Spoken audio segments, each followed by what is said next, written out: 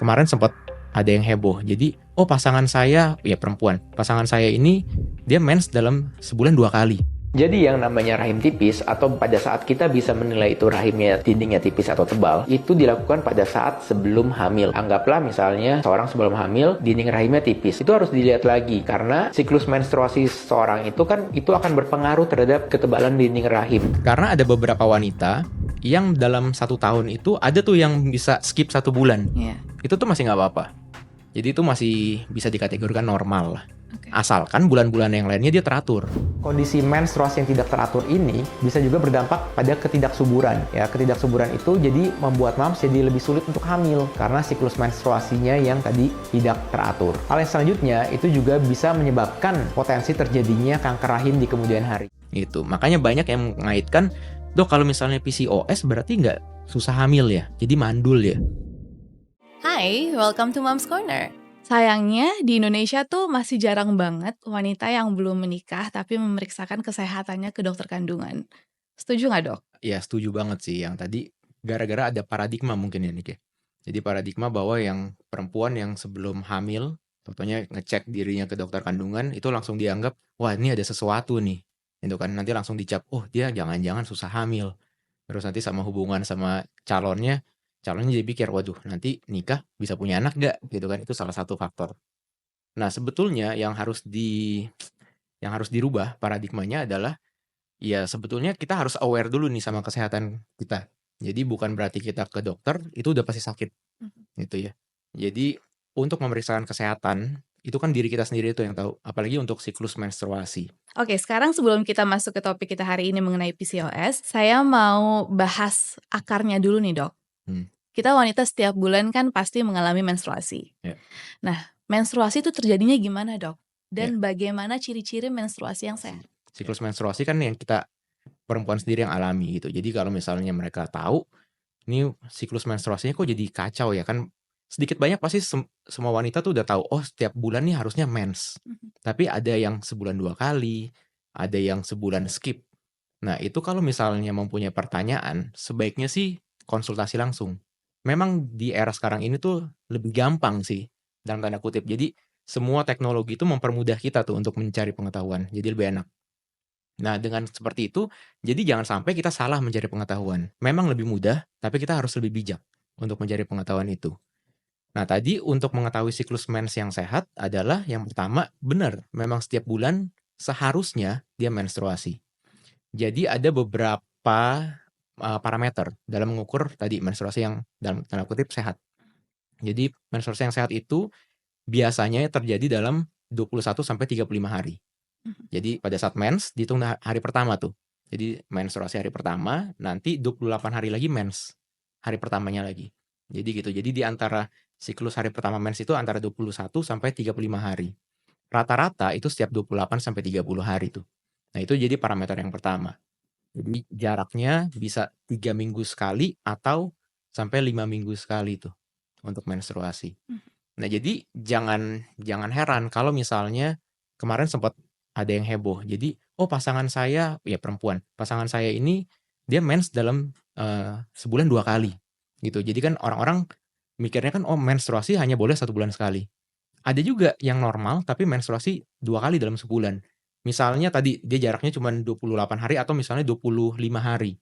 Jadi dia menstruasi hari pertama tanggal 1, nanti menstruasi berikutnya bisa tanggal 26 tuh. Itu kan jaraknya 25 hari tuh. Nah, itu masih normal sebetulnya. Gitu. Jadi parameter yang pertama adalah tadi jaraknya antara 21 hari sampai 35 hari. Gitu ya. Terus yang kedua, lama menstruasinya. Lama menstruasinya itu biasanya yang normal itu antara 2 sampai 8 hari tuh. Jadi pada saat menstruasi nggak boleh tuh lebih dari 8 hari. Jadi kalau misalnya menstruasi 10 hari, bisa sampai 12 hari, memang yang banyaknya misalnya, "Dok, yang banyak ini di hari ketiga sama hari keempat." Sisanya ngeflag terus sampai 12 hari. Nah, itu nggak boleh juga sebetulnya, ya. Atau misalnya menstruasi cuman 1 hari atau 2 hari, tapi cuman ngeflag nih, cuman bercak aja keluar. Nah, itu nggak boleh juga, gitu. Jadi ada itu parameter yang kedua. Parameter yang ketiga kalau misalnya dia merasakan sakit. Memang, pada saat mens di hari pertama mungkin aja tuh sakit. Jadi sakit menstruasi yang dirasakan di hari pertama itu masih normal, ya. Kalau misalnya sakitnya berkepanjangan bisa 2 hari, 3 hari, terus masih sakit banget, Sakit dalam arti itu nggak bisa sampai beraktivitas ya. Mhm. Jadi itu mengganggu aktivitas. Nah itu nggak boleh. Ya itu harus diperiksa. Nah kira-kira sampai situ dulu sih. Oke. Jadi kalau misalnya menstruasinya lebih dari 8 hari, Hmm. flagnya lebih dari 8 hari itu Hmm. harus diperiksakan segera? Nah, masalahnya segera atau enggak, itu nanti dilihat lagi. Karena ada beberapa wanita yang dalam 1 tahun itu ada tuh yang bisa skip 1 bulan. Iya, Itu tuh masih nggak apa-apa. Jadi itu masih bisa dikategorikan normal lah. oke. Asalkan bulan-bulan yang lainnya dia teratur. Gitu. Jadi jangan langsung 1 bulan, oh gue nggak mens nih. Nanti gimana ya? Ntar hamil atau enggak? Terus langsung overthinking kan? Anak-anak zaman sekarang tuh langsung overthinking tuh. Jadi nggak perlu khawatir sebetulnya. Jadi nggak apa-apa dijalanin aja dulu. Nanti kita lihat siklus berikutnya gitu. Tapi kalau misalnya memang pengen diperiksakan ke dokter, misalnya nih dia pola hidup sehat, dia olahraga, berat badannya ideal. Terus kok 1 bulan ini nggak mens ya? Terus kalau mau periksa, monggo silakan, itu nggak apa-apa. Tapi kalau misalnya mau ditunggu sampai bulan berikutnya baru diperiksa, asalkan dia nggak ada gejala yang lain ya, misalnya ada gejala tau-taunya hamil, atau misalnya tiba-tiba ada flek atau berdarah banyak di tengah-tengah kekosongan itu, nah itu harus langsung periksa, gitu. Oke. Tadi dokter bilang menstruasi yang sakit banget itu berarti tidak normal ya, Dok? Ya. Yang sakit banget tuh as in harus minum painkiller gitu-gitu berarti udah too much itu berarti kan, Dok? Ya. Nah, kita, masuk ke situ ya. Jadi kalau misalnya ambang nyeri tiap-tiap orang itu memang beda. Mhm, Jadi ada yang dia ambang nyerinya lebih tinggi dan ada yang ambang nyerinya tuh rendah. Jadi baru sakit dikit dia udah kesakitan tuh. mhm, Nah yang bisa kita lihat adalah kalau misalnya memang mengganggu aktivitas. Jadi aktivitas dia misalnya kerja kantoran atau lagi sekolah, kuliah. Tapi dia nggak bisa masuk kuliah, nggak bisa masuk kerja gara-gara sakit banget selama seharian. Terus besokannya juga masih sakit. Nah itu yang nggak boleh. Gitu. Tapi kalau misalnya dalam 1 hari dia sakit pada saat menstruasi tapi masih bisa nih aktivitas, itu nggak apa-apa, mhm, gitu. Jadi balik lagi kalau nyeri itu sangat-sangat subjektif. Jadi mhm, kita lihat kalau misalnya ambang sakitnya dia memang dikit-dikit sakit, nah itu ya kita masih bisa lihat nih besokan harinya gimana, lusanya gimana. Tapi mhm. kalau misalnya masih sakit banget ya sebaiknya langsung periksa. Biasanya kalau menstruasi yang sangat-sangat menyakitkan tuh apa penyebabnya, Dok? Nah, menstruasi yang menyakitkan itu biasanya paling sering adalah kisah coklat atau adenomiosis atau yang bahasa lebih dikenalnya endometriosis. Oh iya, Nah, endometriosis itu yang bisa menyebabkan nyeri pada mmm, saat menstruasi, gitu. Jadi, itu beda dengan misalnya polycystic ovarian syndrome atau PCOS mhm, yang sering didengar tuh ya, mhm, atau yang misalnya ada kista di indung telur yang kecil-kecil. Nah, itu mhm, beda. Jadi oke, endometriosis itu ada yang namanya adenomiosis yang di rahim, jadi rahimnya membengkak, ada juga yang di indung telur, mhm, di ovariumnya. Nah, mhm. itu yang bisa menyebabkan kista coklat. Biasanya itu yang paling sering menyebabkan nyeri pada saat mens. Oke, tapi kalau menstruasi yang tidak teratur itu adalah salah satu gejala dari PCOS, itu benar nggak, Dok? Itu bisa terjadi pada, sedikit kasus ya. Jadi Mhm, bukan majority kasus jadi kalau PCOS itu bisa langsung nyeri. Nah, kalau PCOS itu sebetulnya gejala yang paling sering adalah menstruasinya tuh, jadi tidak teratur. mhm, Jadi kalau misalnya teman-teman merasakan ada yang menstruasinya nggak teratur dalam arti dia bisa skip mens dalam 1 bulan itu. mhm, Jadi dalam 1 bulan dia kosong. Nah, itu bisa salah satu gejala atau misalnya menstruasinya hanya sedikit. Jadi haidnya tuh cuman spot atau bercak 1 hari, 2 hari, terus udah hilang. Terus nanti baru bulan depannya lagi, cuman 2 hari. Nah itu bisa jadi gejala PCOS. nah, PCOS itu apa, Dok? Pasti saya yakin banyak juga yang nggak aware dan nggak tahu tentang apa itu PCOS. Ya ya ya. Nah PCOS itu singkatan dari Polycystic Ovarian Syndrome, ya. Jadi ada ovari itu adalah indung telur. Jadi para wanita pada umumnya ya mempunyai indung telur ada 2, satu sebelah kiri, satu sebelah kanan, tengah-tengahnya rahim, ya. Nah, indung telur itu biasanya besarnya sekitar 2 sampai 3 senti. Nah, fungsinya indung telur itu menghasilkan hormon. Hormon itu menghasilkan hormon kesuburan buat si wanita. Misalnya ada estrogen, progesteron. Nah, itu dihasilkan oleh indung telur. Nah, polikistik itu namanya kistik itu kista kecil, Mmm, kista yang kantong berisi cairan. Poli itu jadi banyak. Jadi ada kantong berisi cairan tapi ukuran kecil dan jumlahnya banyak. Biasanya lebih dari 10 gitu ya. Dan ukurannya lebih dari 1 sentimeter. Nah, itu biasanya Polycystic Ovarian Syndrome. Dia berupa sindrom. Jadi sindrom itu adalah kumpulan gejala. Nah, gejalanya itu macam-macam. Pertama, bisa jadi menstruasi atau siklus menstruasi nggak teratur. Jadi yang tadi nggak teraturnya itu bukan berarti jadi mensnya jadi lama, bukan jadi panjang bisa 2 minggu itu enggak. Tapi lebih sering adalah skip mens. Jadi dia nggak mens nih. Jadi bulan Januari dia mens, bulan Februari nggak mens, bulan Maret dia mens, bulan April dia nggak mens lagi, Juni nggak mens, ya seterusnya. Jadi kacau. Atau bisa ada orang bilang dalam setahun dia cuma bisa 8 sampai 9 kali menstruasi gitu. Jadi kalau misalnya kurang dari 8 atau 9, nah itu kemungkinan tuh bisa ada PCOS. Dan gejala lainnya misalnya ada feature-feature yang dari tubuhnya yang biasa kita lihat ada pertumbuhan rambut yang berlebihan gitu. Itu ada namanya scoring sih sebetulnya. Jadi kita biasa pakai scoring itu untuk melihat apakah pertumbuhan rambut di tubuh seorang wanita itu berlebihan atau enggak. Nama medisnya bahasa kerennya hirsutism. Itu jadi pertumbuhan rambut akibat dari hormon androgen. Jadi hormon yang biasanya notabene yang dikenal pada pria tuh. Nah, ini terjadi di wanita yang berlebihan nih hormonnya. Sehingga pertumbuhan rambutnya tuh misalnya di kumisnya, di janggutnya, nah itu di perutnya, di bokong, terus di tangan, kaki, paha itu semua tumbuh rambut-rambut yang kasar. Jadi bukan rambut yang kayak rambut halus gitu. Biasa pada wanita memang ada rambut tapi halus. Nah ini, pertumbuhan rambutnya seperti pada pria. Jadi rambutnya rambut yang kasar, yang tebel. Nah itu salah satu gejala juga yang bisa dilihat. Nah gejala berikutnya yang bisa bukan gejala sih, tanda berikutnya yang bisa kita lihat adalah dari pemeriksaan USG sebetulnya. Jadi pada saat pemeriksaan USG itu boleh ya, jadi, teman-teman bukan berarti USG itu harus dari transvaginal. Jadi boleh USG dari perut sebetulnya untuk, para wanita yang belum pernah melakukan hubungan seksual. Nah itu biasa kita lakukan USG dari perut. Nanti untuk dilihat tuh, dari indung telurnya ada gak tadi yang polikistik, jadi ada gak indung telur yang ada kista kecil-kecilnya yang berjumlah banyak. Nah itu kalau misalnya ada 2 dari 3, tadi yang pertama adalah siklus menstruasi. Kedua misalnya pertumbuhan rambut yang berlebihan dan suaranya jadi ngebas tuh. Nah itu bisa. Atau misalnya jadi ada kebotakan. Nah itu juga bisa. Itu yang 2. Terus yang ketiga misalnya yang tadi dari USG-nya. Nah kalau misalnya ada 2 di antara 3, itu yang kita bilang PCOS, sindrom gitu. Tapi kalau misalnya di USG cuman terlihat tadi polikistik, jadi kista kecil-kecil, kayak kantong berisi cairan jumlahnya banyak, itu namanya PCO. Jadi polycystic ovary. Beda. Jadi dibedakan antara PCO dan PCOS. Kalau PCOS yang ada S-nya sindrom, jadi dia ada kumpulan gejala. Oke. Penyebab dari PCOS itu sendiri apa, Dok? Nah, penyebabnya sayangnya sampai saat ini masih belum diketahui secara pasti. Oke. Cuman memang banyak yang mengaitkan kondisi PCOS ini dengan keseimbangan hormon. Jadi hormon itu ya kayak suatu zat kimia lah yang dikeluarkan oleh tubuh kita. Itu bisa dari otak, bisa dari indung telur, atau bisa dari kelenjar yang lainnya. Kelenjar adrenal yang dekat ginjal itu juga bisa menghasilkan hormon. Nah, jadi ini ada ketidakseimbangan nih dalam tubuh seseorang. Jadi sinyal dari otak yang sampai ke indung telur itu jadi dia nggak teratur tuh. Nah, jadi sehingga si indung telurnya ini juga fungsinya juga jadi kacau dalam tanda kutip ya. Sehingga hormon yang dihasilkan jadi nggak teratur dan sel telur yang harusnya tadi membesar, yang tadi yang kista kecil-kecil, dia nggak bisa membesar.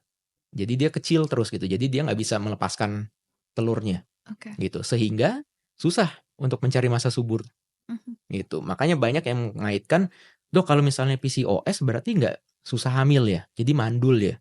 Nah, itu disebabkan karena itu. Jadi si sel telur yang harusnya membesar pada suatu siklus menstruasi, dia nggak bisa membesar. Dia hanya ukurannya kecil terus, tadi di bawah 1 senti ukurannya. Padahal untuk dia bisa melepaskan sel telur, dia harus kira-kira 2 kali lipat tuh ukurannya, gitu. Jadi karena dia susah untuk mengeluarkan sel telurnya, jadi ya berantakan siklus mensnya, untuk cari masa suburnya juga susah, sehingga ya untuk hamil pun juga jadi lebih susah dalam tanda kutip. Oke. Saya pernah baca katanya wanita yang memiliki PCOS akan sulit turun berat badan. Itu benar nggak, Dok? Ya. Jadi PCO atau PCOS itu dia ada 2 feature sih. Satu yang lebih banyak ditemukan yaitu pada orang-orang yang obesitas. Yang kedua ada namanya lean PCOS. Jadi tipe yang kurus. Jadi nggak semerta-merta orang gemuk itu pasti PCOS, orang yang kurus itu tidak PCOS ya. Jadi kita nggak bisa langsung menjudge seseorang seperti itu. Pada kondisi PCOS memang tadi ya, jadi perubahan ada sekresi hormon. Jadi hormonnya itu jadi dikeluarkan tidak teratur. Nah, itu yang membuat adanya terjadinya namanya, mungkin teman-teman pernah dengar insulin. Insulin itu yang biasa berhubungan sama orang kencing manis. Nah, itu jadi insulin itu jadi terganggu kerjanya. Sehingga kadar gula darah dalam tubuh seseorang itu jadi lebih tinggi Oke. gitu. Jadi si insulinnya ini dia juga dikeluarkan terus gitu. Jadi ada namanya resisten. Nah, sehingga si seseorang itu tuh jadi lebih sulit untuk mengatur metabolisme tubuhnya. Gitu. Jadi bukan berarti seseorang PCOS itu jadi susah kurus sih, sebetulnya bukan kayak gitu. Jadi jangan berkecil hati buat teman-teman yang misalnya, oh yang udah tahu nih ada PCO atau PCOS, tetap usaha ya. Jadi maksudnya bukan berarti, ah udah gue PCOS jadi udahlah percuma olahraga, diet udah percuma. Itu enggak ya. Karena pada dasarnya untuk men-treatment seseorang dengan PCOS itu nomor satu adalah lifestyle. Jadi lifestyle modification. Jadi kita modifikasi nih gaya hidupnya. Dengan menurunkan berat badan, itu 80-90% udah bisa normal lagi, gitu. Kalau cara treatment-nya adalah mengubah lifestyle, apakah penyebab terbesar dari PCOS adalah lifestyle juga yang salah? Kayak mungkin sering Ya. makan manis atau nggak olahraga dan lain-lain. Iya iya. Penyebabnya tadi, pertama memang dari kondisi seseorang itu memang produksi hormonnya memang nggak teratur, itu memang sudah ada di genetiknya. Jadi ada yang bilang, PCOS itu berarti nggak bisa sembuh ya? Sebetulnya bukan, kita tidak berbicara ini PCOS ini suatu penyakit. Misalnya penyakit kayak infeksi menular seksual, atau penyakit raja singa, penyakit gonore, itu bukan seperti itu. Jadi PCOS itu bukan suatu infeksi yang bisa harus kita sembuhkan, gitu ya. Tapi PCOS adalah suatu kondisi yang bisa kita kontrol. Ya. Kontrol dari si produksi hormonnya tuh. Jadi kita bisa kontrol dengan tadi, gaya hidup. Gitu. Jadi bukan berarti PCOS nanti nggak bisa sembuh gitu. Jadi jangan berkecil hati bahwa PCOS itu tetap masih bisa kita kita kontrol dan kita bisa maintain. Oke. Kalau tadi dokter sudah sebutkan salah satu efek dari PCOS adalah infertility atau susah untuk memiliki anak, apalagi Dok efek jangka pendeknya atau jangka panjangnya? Ya. Efek jangka pendeknya yang pertama pasti akan mengganggu siklus menstruasi, ya. Untuk jangka panjangnya, nah ini yang sebetulnya harus menjadi perhatian buat semuanya ya. Karena efek jangka panjangnya itu dia salah satunya bisa menjadi kanker. Ya, meningkatkan potensi resiko untuk terjadi kanker apa? Kanker rahim. Gitu. Jadi di rahimnya itu akibatnya dindingnya menebal terus tuh. Karena tadi dia jarang menstruasi. Gitu. Kalau jarang menstruasi, dinding rahim bagian dalamnya menebal. Kalau kita tahu menstruasi kan dinding rahim itu bagian dalam luruh keluar, gitu kan pada saat mens bercampur dengan darah. Nah, kalau seseorang jarang nih menstruasi, akhirnya dinding rahimnya tebal.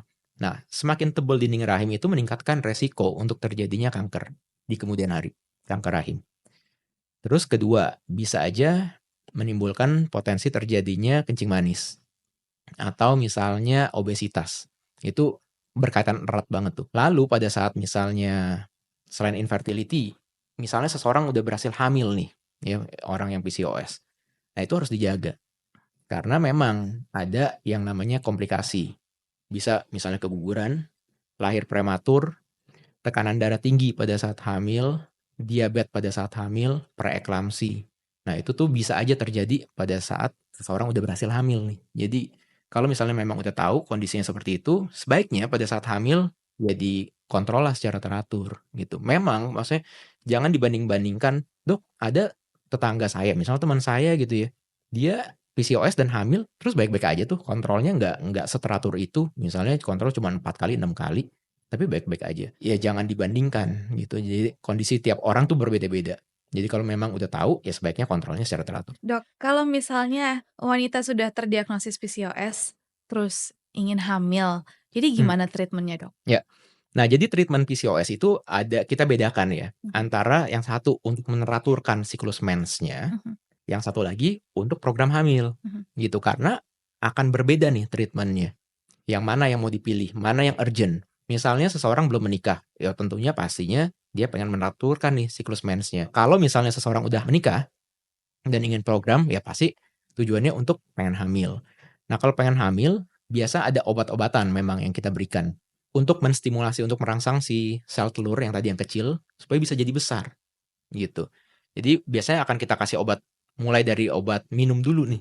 Jadi obat minum dulu kalau misalnya dia tidak berespon dalam arti si sel telurnya itu jadi tetap mengecil, jadi tidak bisa membesar. Nah, itu bisa kita tambahin obat yang lain, gitu. Bisa ada yang namanya misalnya obat, kalau teman-teman tahu misalnya ada obat metformin yang biasa kita pakai untuk penyakit gula darah, itu kadar gula darah yang tinggi, itu bisa kita pakai. Atau misalnya kita lihat lagi nih, feature-nya dia seberat apa PCOS-nya. Misalnya tadi tumbuh rambut-rambut kasarnya itu sebanyak apa, gitu. Itu nanti akan jadi pembeda tuh di setiap treatment, gitu. Ada tambahan obat yang lain, ada obatnya cuman 1 macam, ada yang 2 macam, ada yang 3 macam, bahkan ada yang sampai disuntik, Mhm. gitu. Jadi ya kita nggak bisa menyamakan kondisi si A dan si B gitu kan, kok obatnya dia begini, terus yang si B ini ya mengidekan diri sendiri gitu, "Ah, gue juga minum deh obat yang dari si A itu, siapa tahu gue berhasil," gitu. Jadi nggak bisa. Jadi jangan jangan ikut-ikutan tanpa mengetahui kondisi yang sebenarnya terjadi, gitu. Jadi kalau pengen tahu obat yang cocok, ya diperiksa dulu nih, gitu. Karena PCOS tadi bukan berarti dia harus punya yang tadi kista kecil-kecil itu, enggak. Tadi makanya 2 di antara 3 aja itu udah bisa PCOS. Mhm. Gitu. Oke, terus bagaimana treatment untuk wanita PCOS yang belum ingin hamil, tapi untuk ingin, apa ya, dapat menstruasi setiap bulan? Ya, tentunya treatment paling awal itu harus lifestyle modification ya. Jadi karena sebagian besar 80% kasus PCOS adalah orang-orang yang berat badannya berlebih, gitu. Jadi PR nomor 1 adalah kita harus tahu body mass index kita atau indeks massa tubuh kita itu normal atau tidak, atau overweight atau obesitas. Kalau misalnya ternyata ada obesitas, ada overweight, kita turunkan berat badannya. Sekitar berapa? 5-10% dari berat badan yang sekarang. Jadi nggak perlu tuh 5% dari berat badan yang sekarang dalam waktu 3 hari, itu nggak. Jadi jadi pelan-pelan, jadi gradual. Jadi nggak bisa tuh, kalau misalnya berat badan kita naik atau turun secara fluktuatif, maksudnya secara, ekstrim, misal dalam 1 bulan bisa naik 5 kilo, terus bulan depannya turun 10 kilo. Nah, itu juga akan bisa mengganggu siklus mens, Oke. gitu. Jadi para wanita yang pengen siklus mensnya teratur, itu cobalah untuk pertama gaya hidup sehat, gitu ya, jadi olahraga. Nah, olahraganya ini, dia bukan cuman olahraga yang lari atau kardio, ya, bisa ditambah dengan weightlifting sebenarnya. Mhm. Jadi untuk kardio dan weightlifting itu boleh di-combine. Ya, jadi weightlifting-nya nggak perlu yang berat-berat, yang ringan aja. Misalnya 5 kilo, 2,5 kilo, itu udah oke. Ya, supaya bisa membantu massa otot itu jadi bertambah. Gitu. Jadi bukannya cuman me-reduce dari fat-nya, tapi bisa menambah massa ototnya, Oke. gitu. Oke. Lalu seberapa sering kita harus kontrol ke dokter untuk cek atau monitor PCOS-nya? Ya, kalau misalnya sudah menstruasinya teratur, ya tadi tambahan, bisa juga, kita kasih obat kayak obat kontrasepsi. Jadi pil kontrasepsi itu bisa kita berikan sebetulnya untuk orang-orang yang pengen menstruasinya teratur. Karena kalau misalnya pengen hamil, tentunya kita nggak akan memberikan obat-obat pil KB, gitu. Jadi kalau pengen yang menstruasi teratur, ya boleh tuh mengkonsumsi pil KB, tapi atas resep dokter ya, gitu. Jadi jangan sembarangan, karena pil KB itu kita harus lihat dia bisa kapan diminumnya, di waktu yang tepat, ya. Jadi jangan asal-asalan minum hari ini, besok nggak minum, besokan nggak minum, terus lusanya baru minum lagi, itu jangan, ya. Jadi itu ada aturan dan panduannya untuk minum pil KB. Jadi dan pil KB itu banyak macamnya. Jadi kita harus lihat komposisi yang mana yang paling tepat. Karena tadi untuk treatment yang hirsutism yang rambutnya terlalu banyak atau yang misalnya kerontokan rambut, nah itu juga bisa pakai pil KB, gitu. Jadi pil KB itu juga bisa dipakai untuk supaya men-treat kondisi seperti itu, Oke. gitu. Jadi check up ke dokternya setiap bulan Oh sekali? iya, check up ke dokternya itu kalau misalnya memang udah mens-nya udah teratur, biasanya udah kita pantau aja tiap 6 bulan, tiap setahun, Oke. gitu. Jadi tadi pil KB itu ada yang bisa dipakai sampai 3 bulan tuh. Jadi selama 3 bulan minum terus supaya bisa, menstimulasi tubuhnya tuh untuk memproduksi hormon yang baik seperti apa. Tentunya harus diimbangi dengan, lifestyle tadi ya. Mhm. Jadi jangan jangan pola pikirnya, "Oh udahlah, kan saya udah minum pil KB atau udah minum obat lah dari dokter."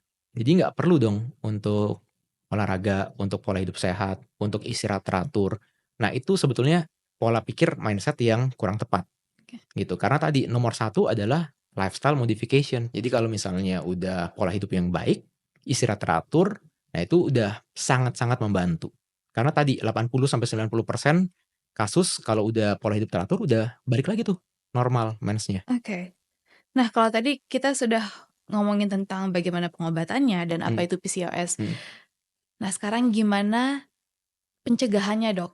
Agar wanita-wanita yang sehat ya, tidak sampai mengalami PCOS. ya, ya.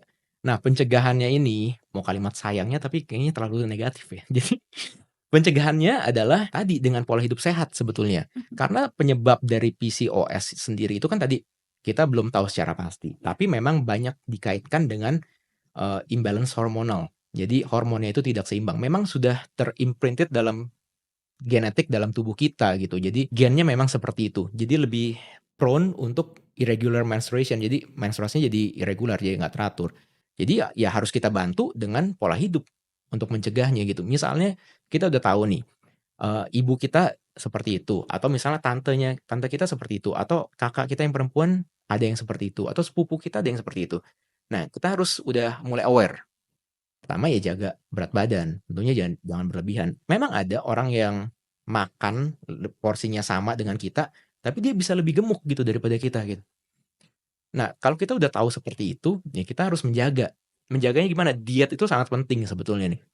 Jadi kalau diet itu ya kalau mulailah kurang-kurangin karbohidrat, perbanyak protein, serat, buah-buahan, sayuran itu penting sekali. Jadi bukan hanya karbohidrat. Karena karbohidrat itu salah satunya misalnya lah makanan-makanan yang manis-manis, cemilan yang manis-manis. Nah, itu yang bisa meningkatkan potensi tuh terjadi obesitas. Nanti tuh jadi lingkaran setan tuh. Jadi obesitas, terus nanti resistensi insulin, PCOS itu nanti muter-muter di situ lagi tuh. Nah, tentunya kita harus menghindari gimana cara memutus rantai itu, gitu ya, dimulai dari pola hidup, Kayak gitu. musuh yang paling utama adalah sugar nggak sih, Dok? Iya, Gula itu ya? bener. Makanya hati-hati sama yang manis, terutama kata-kata yang manis sih. Nah, itu harus hati-hati. Iya. Kalau tadi dokter bilang wanita yang mengalami PCOS beresiko keguguran. Hmm, Apa hubungannya, Dok? PCOS, hamil, terus keguguran? iya. Tadi, makanya kalau PCOS itu dia ada ketidakseimbangan hormon, Ya. ya. Ada ketidakseimbangan hormon dan rata-rata orang yang PCOS itu sebagian besar adalah orang-orang yang obesitas.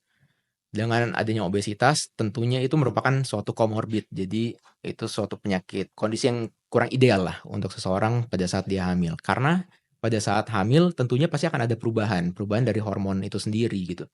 Jadi pada saat terjadi perubahan hormon bisa saja si kehamilan ini tidak dapat dipertahankan dengan baik. Misalnya sehingga terjadi keguguran. Ada juga yang kadar gula darahnya terlalu tinggi nih. Sehingga pada saat hamil bisa aja terjadi kecacatan pada janin. Itu akibat dari kadar gula darah yang terlalu tinggi dan tidak dikontrol. Mmm, Itu tadi makanya PCOS itu berhubungan sama kadar gula darah, insulin, sama hormon yang nggak teratur oke. gitu.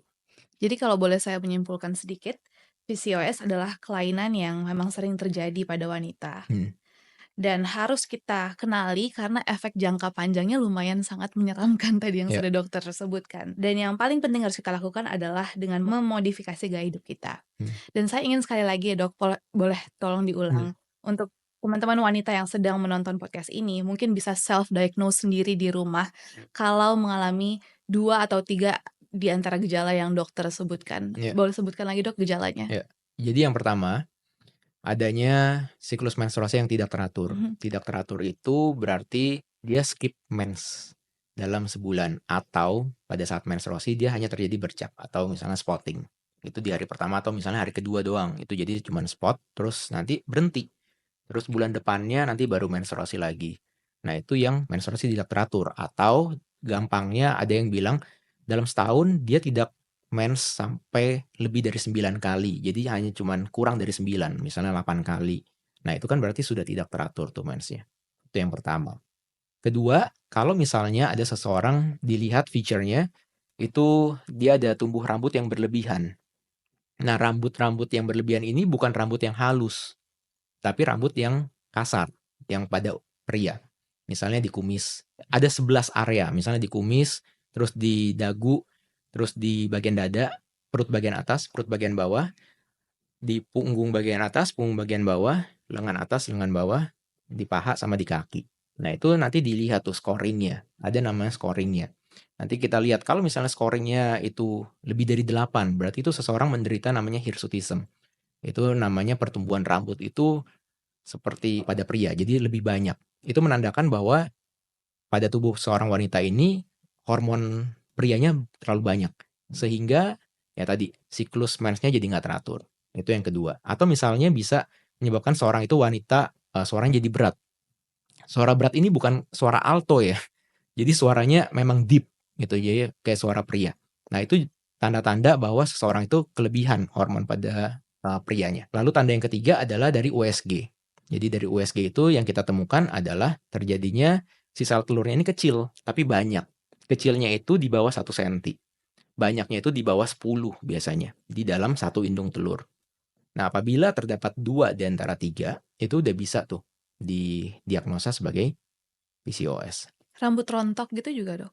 Ya, rambut rontok itu juga. Tadi yang selain rambutnya banyak, bisa juga rambut rontok kayak terjadi pada pria lah di usia yang misalnya udah 40-an, 50-an itu biasanya hairline-nya tuh mulai mundur. Ah. Itu juga bisa. Oh, jadi rambut rontok di area sini ya? Ya.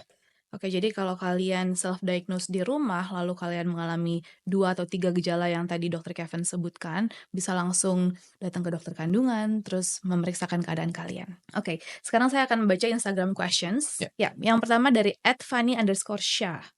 Dok, saya haid kadang lancar, kadang tidak. Tetapi jika dihitung siklusnya, saya haid setiap 45 hari.